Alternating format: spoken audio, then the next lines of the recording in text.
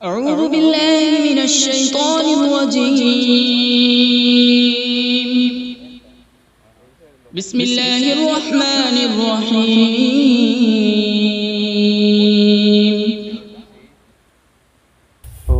اللہ کے نام سے شروع جو نہایت مہربان رحمت والا ہے. الرحمن علم القرآن. رحمان نے اپنے محبوب کو قرآن سکھایا. تفسیر میں ہے کہ حضور صلی اللہ تعالی علیہ وآلہ وسلم کے پاس قرآن پاک بظاہر حضرت جبرائیل علیہ السلام کے ذریعے آیا، لیکن در حقیقت اللہ تعالی نے اپنے محبوب صلی اللہ تعالی علیہ وآلہ وسلم کو سارا قرآن سکھایا ہے. خلق الإنسان علمه البيان.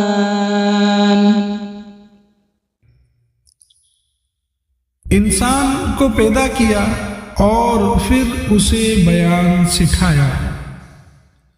یہاں انسان سے مراد حضور صلی اللہ تعالی علیہ وآلہ وسلم ہے، اور اگلی آیت میں بیان سے ما کان وما یکون، یعنی جو کچھ ہو چکا اور جو کچھ آئندہ ہوگا اس کا بیان مراد ہے. یعنی جو کچھ ہو چکا اور جو کچھ آئندہ ہونے والا ہے اللہ پاک نے اپنے محبوب صلی اللہ تعالی علیہ وآلہ وسلم کو سارا بیان سکھایا. آگے فرماتے ہیں یا پھر انسان سے مراد حضرت آدم علیہ نبینا علیہ السلام ہے، اور بیان سے مراد تمام چیزوں کے نام اور تمام زبانوں یعنی لینگویجز کا بیان ہے. یا پھر یہاں انسان سے مراد جن سے انسان ہے، اور بیان سے مراد جو آپس میں بات کرنے گفتگو کرنے کی صلاحیت ہے وہ ہے کہ اس کی بات کرنے کی وجہ سے انسان دیگر حیوانوں سے ممتاز ہوا. الشمس والقمر بحسبان.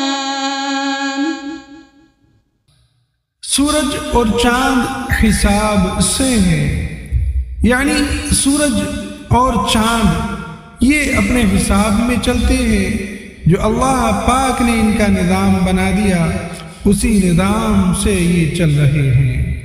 والنجم والشجر يسجدان. اور بغیر تنے والی نباتات اور درخت سجدہ کرتے ہیں. تفسیر میں ہے کہ نباتات اور درخت کے سجدہ کرنے سے مراد ان کے سایوں کا سجدہ کرنا ہے، یا اس سے مراد یہ ہے کہ وہ اللہ تعالی کے حکم کے فرما بردار ہیں. والسماء رفعها ووضع الميزان ألا تطغوا في الميزان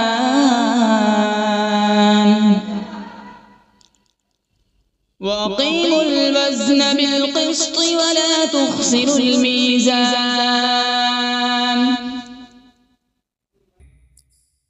اور آسمان کو اللہ پاک نے بلند کیا اور ترازو رکھی تاکہ تولنے میں نا انصافی نہ کرو، اور انصاف کے ساتھ تول قائم کرو اور وزن نہ گھٹاؤ. اس کی تفسیر میں آتا ہے کہ ناپ تول کے معاملات میں عدل اور انصاف اور برابری کی تعلیم اسلام کی شاندار تعلیمات میں سے ہے. اس کی اہمیت کا اندازہ اس سے لگایا جا سکتا ہے کہ ناپ تول میں نا انصافی سے معاشرے میں جھگڑے فسادات برپا ہوں گے، باہمی بغض اور عناد بھی پیدا ہوگا، اور یہ چیزیں معاشرتی امن کو تباہ و برباد کر دیتی ہیں. اور فرمایا کہ اللہ پاک نے ترازو رکھی تاکہ میزان عمل اس کو دیکھ کر یاد آتا رہے۔ وَالْأَرْضَ وَضَعَهَا لِلْأَنَامِ فِيهَا فَاكِهَةٌ وَالنَّخْلُ ذَاتُ الْأَكْمَامِ،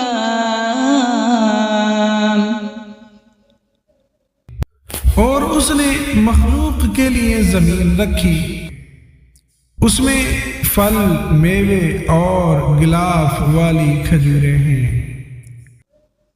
وَالْحَبُّ ذُو الْعَصْفِ وَالرَّيْحَانُ فَبِأَيِّ آلَاءِ رَبِّكُمَا تُكَذِّبَانِ، اور بھوسے والا اناج اور خوشبودار پھول ہیں۔ تو اے جنات اور انسانوں کے گروہ، تم دونوں اپنے رب کی کون کون سی نعمتوں کو جھٹلاؤ گے؟ خلق الانسان من صلصال كالفخار، اس نے انسان کو ٹھیکری جیسی بجنے والی سوکھی مٹی سے پیدا فرمایا۔ تفسیر میں ہے کہ یہاں انسان سے مراد حضرت سیدنا آدم علیہ نبینا علیہ الصلاۃ والسلام ہے، اور اس آیت میں اللہ تعالی نے آپ علیہ الصلاۃ والسلام کی پیدائش کی کیفیت کا ایک انداز بیان فرمایا۔ وخلق الجان من مارج من نار، اور اس نے جن کو بغیر دھوئیں والی آگ کے خالص شعلے سے پیدا کیا، یعنی ایسے آگ کے شعلے سے پیدا کیا جس میں دھواں نہیں۔ فبأي آلاء ربكما تكذبان، تو اے جنات و انسان، تم دونوں اپنے رب کی کون کون سی نعمتوں کو جھٹلاؤ گے؟ رب المشرقین ورب المغربین، وہ دونوں مشرقوں کا رب ہے اور دونوں مغربوں کا رب ہے۔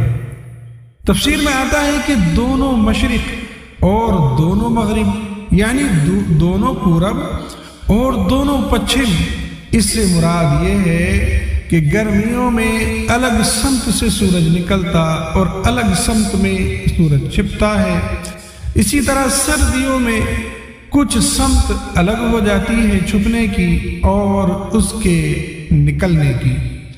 تو سورج کے طلوع ہونے اور غروب ہونے کے دونوں مقام مراد ہیں۔ فبأي آلاء ربكما تكذبان،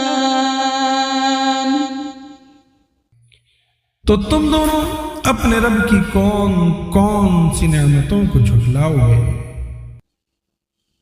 مرج البحرين يلتقيان،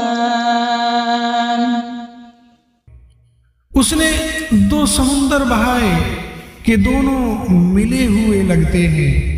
تفسیر میں ہے کہ ان سے مراد میٹھے اور کھاری دو سمندر ہیں جنہیں ایسے بہایا گیا ہے کہ دیکھنے میں ان کی سطح آپس میں ملی ہوئی لگتی ہے، یعنی بالکل ایک جیسی لگتی ہے، کیونکہ ان کے درمیان ان کے بیچ میں فاصلہ کرنے کے لیے کوئی بھی ظاہری طور پر چیز نظر نہیں آتی۔ بینہما برزخ لا یبغیان، ان کے درمیان ایک آڑ ہے کہ وہ ایک دوسرے کی طرف بڑھ نہیں سکتے۔ تفسیر میں ہے کہ اللہ تعالیٰ کی قدرت سے ان کے درمیان ایک آڑ ہے جس کی وجہ سے وہ ایک دوسرے کی طرف بڑھ نہیں سکتے، بلکہ ہر ایک اپنی حد پر رہتا ہے اور دونوں میں سے کسی کا بھی ذائقہ مزہ تبدیل نہیں ہوتا۔ فبأي آلاء ربكما تكذبان؟ تو تم دونوں اپنے رب کی کون کون سی نعمتوں کو جھٹلاؤ گے؟ يخرج منهما اللؤلؤ والمرجان فبأي آلاء ربكما تكذبان؟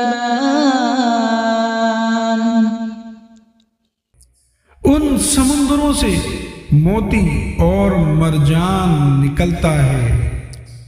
تو اے جنات و انسان، تم دونوں اپنے رب کی کون کون سی نعمتوں کو جھٹلاؤ گے؟ وَلَهُ الْجَوَارِ الْمُنشَآتُ فِي الْبَحْرِ كَالْأَعْلَامِ، اور دریا میں پہاڑوں جیسی اٹھتی ہوئی کشتیاں یہ اسی کی ہیں۔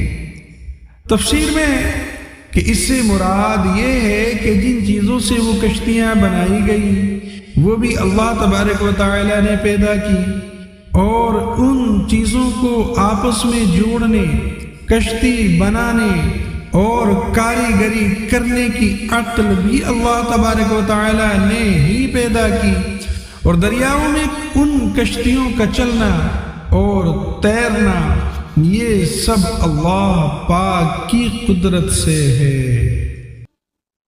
فَبِأَيِّ آلَاءِ رَبِّكُمَا تُكَذِّبَانِ؟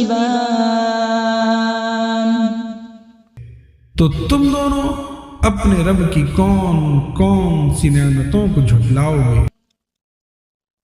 كُلُّ مَنْ عَلَيْهَا فَانٍ وَيَبْقَى وَجْهُ رَبِّكَ ذُو الْجَلَالِ وَالْإِكْرَامِ فَبِأَيِّ آلَاءِ رَبِّكُمَا تُكَذِّبَانِ؟ زمین پر جتنی مخلوق ہے یہ سب فنا ہونے والی ہے، اور تمہارے رب کی عظمت اور بزرگی والی ذات یہ باقی رہے گی۔ تو اے جنات اور انسان، تم دونوں اپنے رب کی کون کون سی نعمتوں کو جھٹلاؤ گے؟ يَسْأَلُهُ مَن فِي السَّمَاوَاتِ وَالْأَرْضِ كُلَّ يَوْمٍ هُوَ فِي شَأْنٍ فَبِأَيِّ آلَاءِ رَبِّكُمَا تُكَذِّبَانِ؟ آسمانوں اور زمین میں جتنے ہیں سب اسی کے سوالی ہیں، اور وہ ہر دن کسی کام میں ہے۔ تفسیر میں کہ اس آیت کا معنی یہ ہے کہ اللہ تعالی ہر وقت اپنی قدرت کے آثار ظاہر فرماتا ہے، کسی کو روزی دیتا ہے، کسی کو مارتا ہے اور کسی کو زندہ کرتا ہے، کسی کو عزت دیتا ہے اور کسی کو ذلت میں مبتلا کر دیتا ہے، کسی کو مالدار کرتا ہے اور کسی کو محتاج، کسی کے گناہ بخشتا ہے اور کسی کی تکلیف دور کرتا ہے۔ یاد رہے کہ اللہ تعالی کے لیے مصروف اور مشغول کا لفظ استعمال کرنا یہ جائز نہیں، یہ لفظ استعمال ہی نہیں کر سکتے کیونکہ اللہ تعالی ان اوصاف سے پاک ہے۔ تو اے جنات اور انسان کے گروہ، تم دونوں اپنے رب کی کون کون سی نعمتوں کو جھٹلاؤ گے؟ سَنَفْرُغُ لَكُمْ أَيُّهَ الثَّقَلَانِ؟ اے جنوں اور انسانوں کے گروہ، ابھی ہم تمہارے حساب کا قصد فرمائیں گے۔ تفسیر میں ہے کہ آیت میں سنفرغ سے اس کا حقیقی معنی فراغت مراد نہیں بلکہ اس کا مجازی معنی قصد کرنا مراد ہے۔ اللہ تعالیٰ کے لیے فارغ کا لفظ استعمال نہیں کر سکتے کیونکہ اللہ تعالیٰ فراغت کے مفہوم سے پاک ہے، نیز اس آیت میں تمام انسانوں کے لیے نصیحت ہے کہ وہ دنیا میں وہ جیسے چاہیں زندگی گزارے، لیکن مرنے کے بعد انہیں ہر حال میں اللہ تبارک و تعالیٰ کی بارگاہ میں پیش ہونا ہے، اور اللہ تبارک و تعالیٰ کی بارگاہ میں اپنے اعمال کا حساب دینا ہوگا، اور پھر جس طرح کے اعمال کیے ہوں گے اسی طرح کی جزا ملے گی۔ فبأي آلاء ربكما تكذبان؟ تو تم دونوں اپنے رب کی کون کون سی نعمتوں کو جھٹلاؤ گے؟ يا معشر الجن والإنس إن استطعتم أن تنفذوا من أقطار السماوات والأرض فانفذوا لا تنفذون إلا بسلطان۔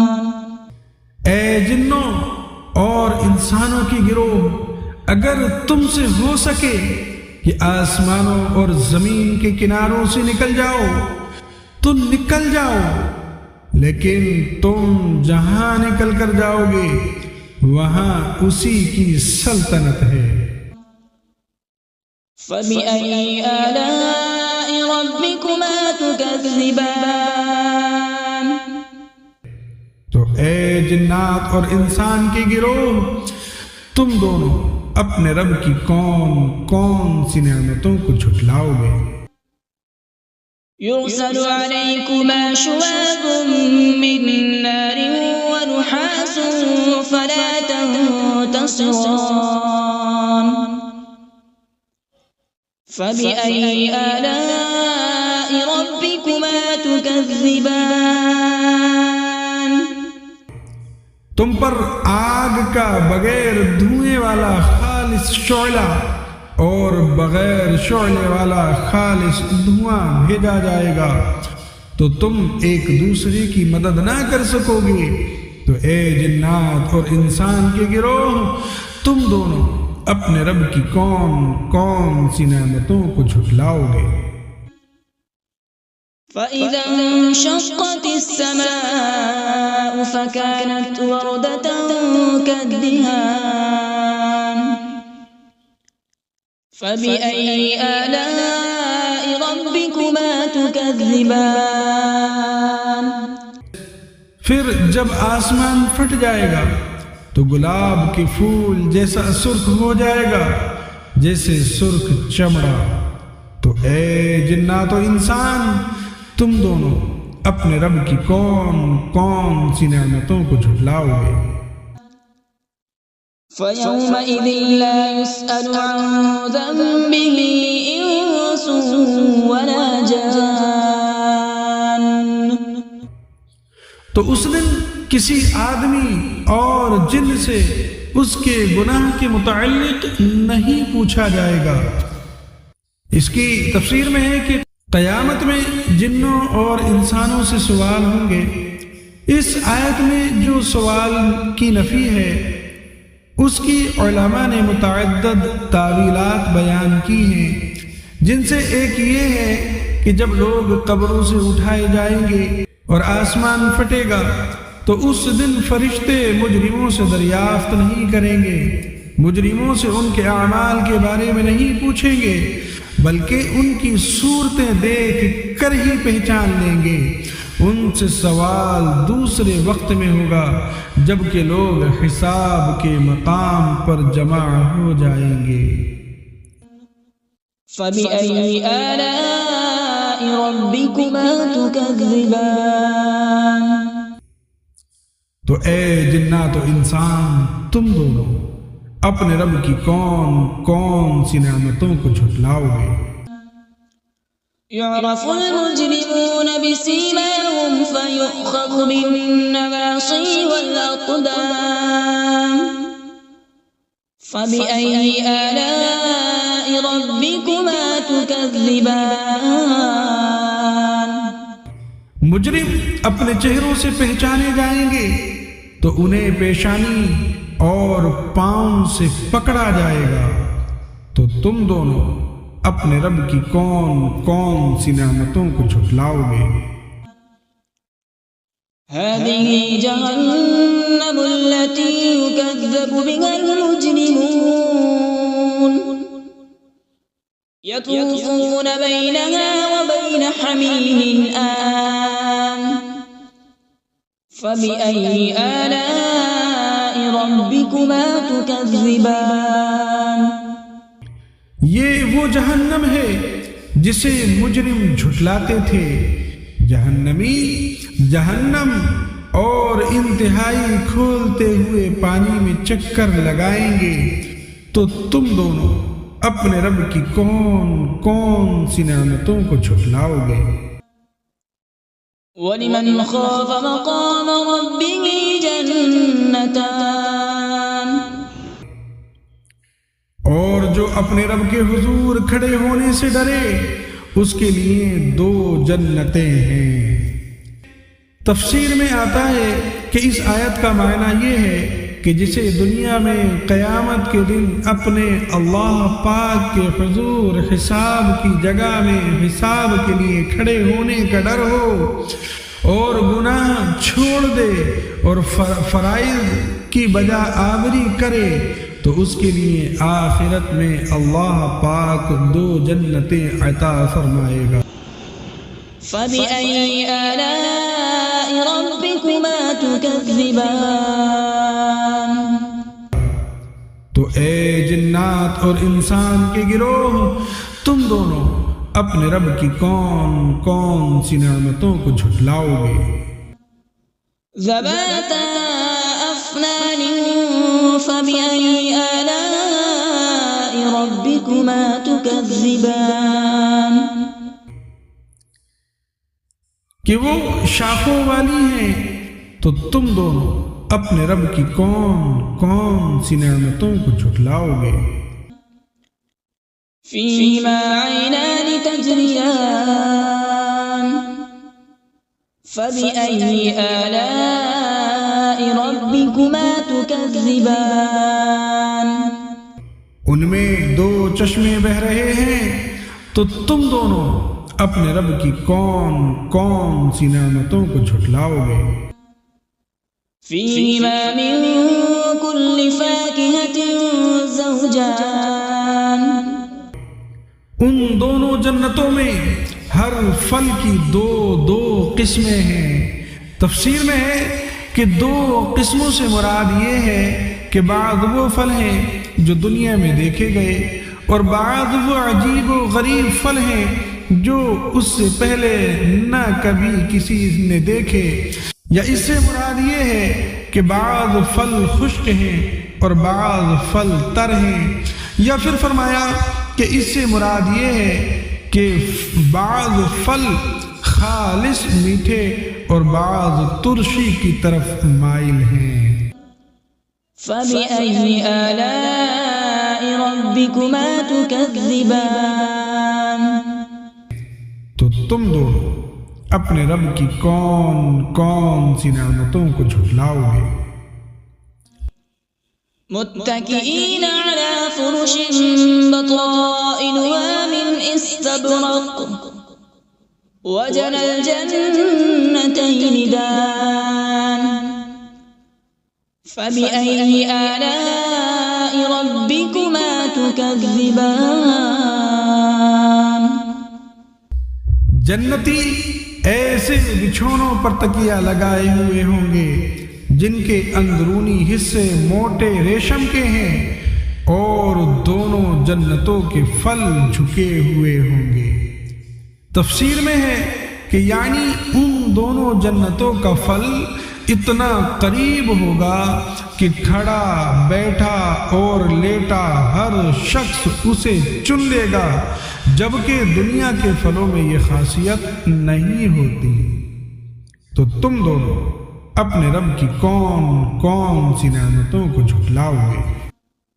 فيهن قاصرات الطرف لم يطمثهن إنس قبلهم ولا جان.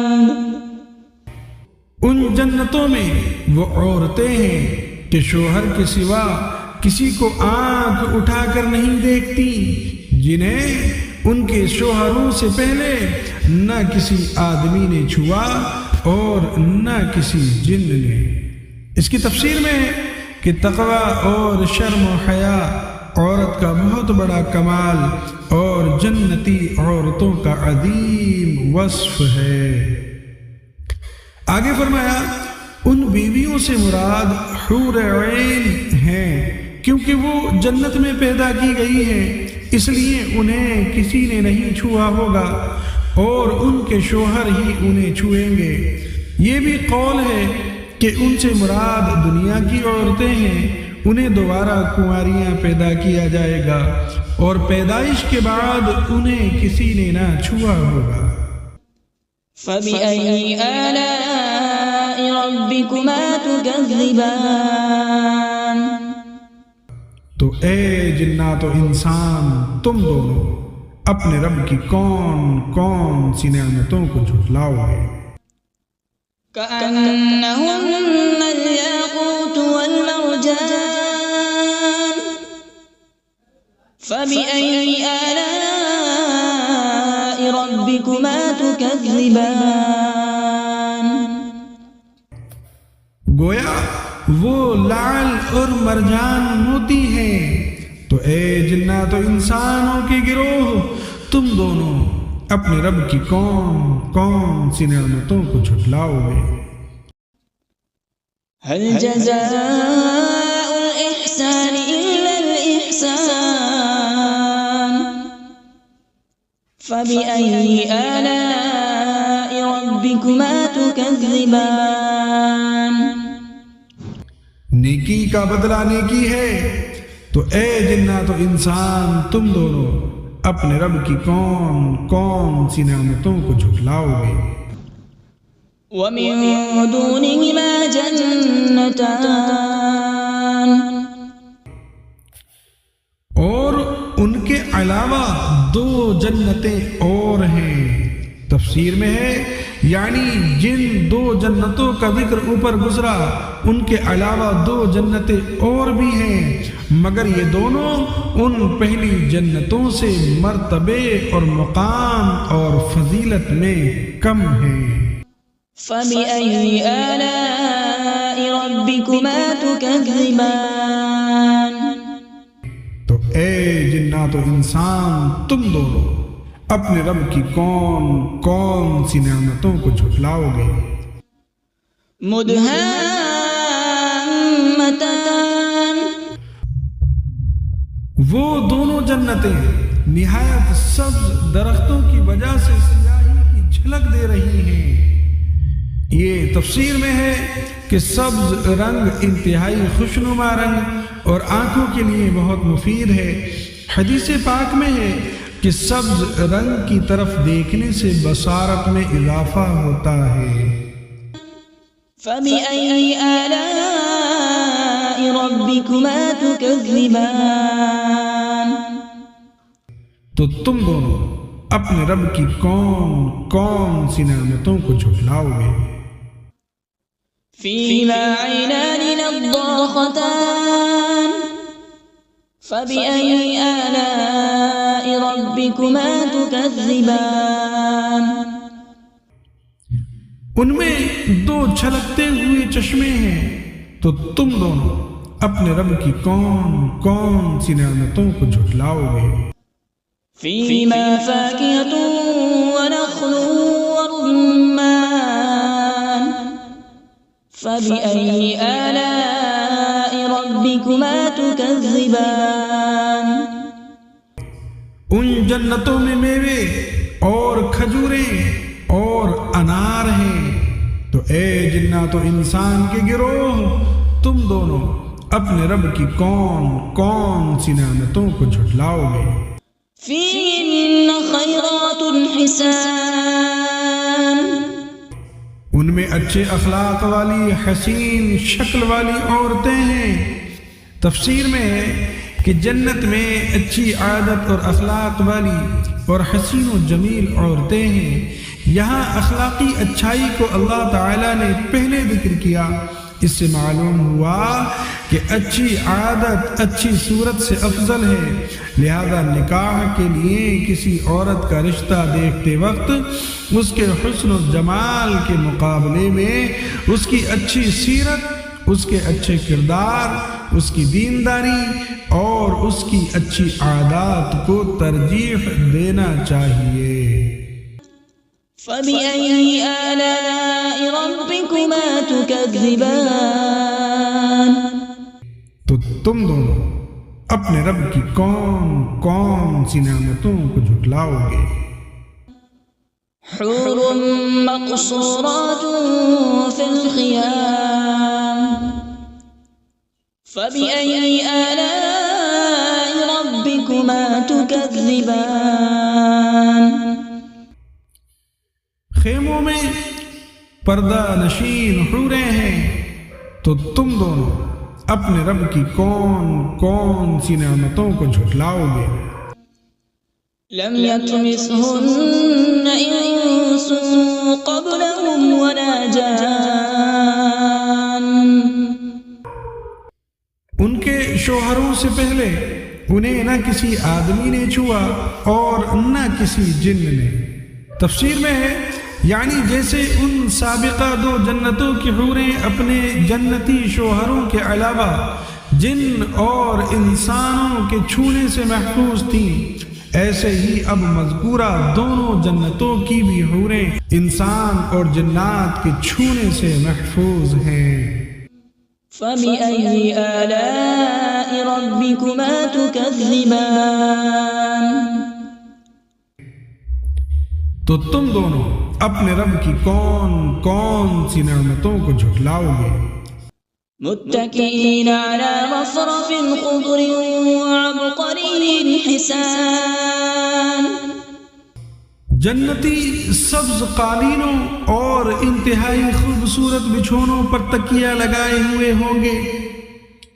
تفسیر میں آتا ہے کہ اللہ تعالیٰ کے حضور کھڑے ہونے سے ڈرنے والوں کو جو دو جنتیں عطا ہوں گی، ان کے جنتی بچھونوں کا ظاہری حال بیان نہیں کیا گیا، کیونکہ ان کے بچھونوں کی شان بہت بلند ہے اور ان کا ظاہری حال عقل اور فہم کے ادراک سے باہر ہے، یعنی یہ سمجھ سے باہر ہے، جبکہ دوسری دو جنتوں میں اہل جنت کو عطا ہونے والے بچھونوں کا ظاہری حال یہاں بیان کر دیا گیا۔ وہ سبز اور منقش ہوں گے، اس سے ان بچھونوں میں فرق صاف ظاہر ہو رہا ہے۔ فَبِأَيِّ آلَاءِ رَبِّكُمَا تُكَذِّبَانِ، تو تم دونوں اپنے رب کی کون کون سی نعمتوں کو جھٹلاؤ گے؟ تبارک اسم ربک ذی الجلال والإکرام، تمہارے رب کا نام بڑی برکت والا ہے جو عظمت اور بزرگی والا ہے۔ ان الفاظ یا ذی الجلال والاکرام کو اپنی عادت میں شامل کرنا چاہیے کہ اس سے دعا جلد قبول ہوتی ہے۔ صلو علی الحبیب صلی اللہ تعالی علی محمد صلی اللہ تعالی علیہ وآلہ وسلم۔